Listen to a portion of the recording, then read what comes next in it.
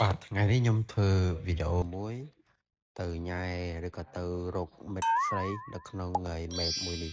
តោះឥ Okay. ឡូវយើងកំពុងតែឃើញបរិមម្នាក់កំពុងតែវាយនារីម្នាក់អញ្ចឹងយើងធ្វើការទៅជួយនារីនឹងតែម្ដងអីយ៉ាទៅជួយគេវាយយើងម្ដាយដែរសំហ្មងណាពេលហ្នឹងក៏បានធ្វើការវាយទៅលើពេលហ្នឹងតែម្ដងបាទលើបរោះហ្នឹងនារីនឹងក៏បានដាក់យូរខ្ញុំក៏បានវាយយូរដាក់ជ្រោះតែម្ដងមកកន្លែងនេះផងដែរ